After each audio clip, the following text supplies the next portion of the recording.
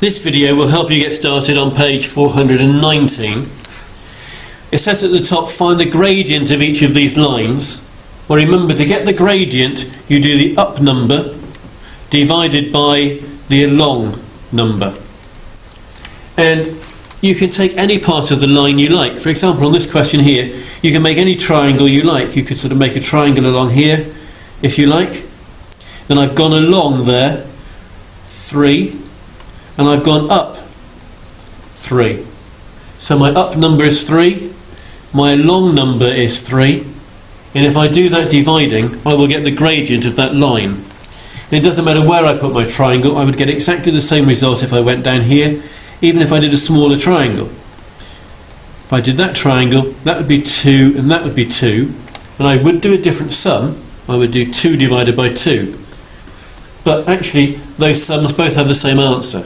So it doesn't matter where you make a little triangle, like that, and do your up and divided by along. Anywhere on the line, you should always get the same answer. In question 4, it's a drawing question. It says, draw lines with these gradients. Now, a gradient of 4 means for every 1 square you go along, you go up 4 squares. So if you're on a bit of square paper and you choose a starting point, just go along 1 square and up 4 squares. That will take me to there. And if I just join those 2 dots up, that line has a gradient of 4. I'm going to leave that fraction one for a minute. I'm going to look at this one over here, minus 2. A gradient of minus 2 means for every 1 you go along, you go down 2.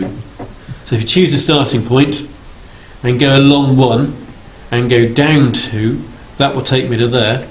And if I join those 2 points up, that will give me a gradient of minus 2.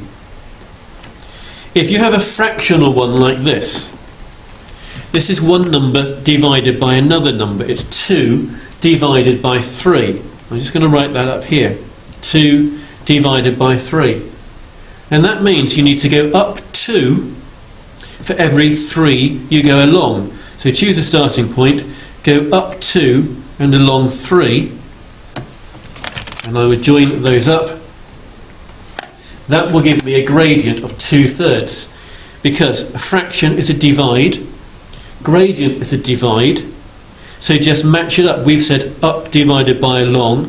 This was 2 divided by 3, so your 2 is an up number and your 3 was an along number, and you can join those up and you can get your line. So I'd like you later on, finishing off that question, the minus here, well, one of those numbers will have to be a minus number. It's confusing, don't make both of them minus. Treat that one there as minus 4 over 5. Just move the minus to the top and you'll be okay. It's not the same as minus 4 over minus 5. There's just one minus sign there. Hopefully that will give you enough information to get started on page 419.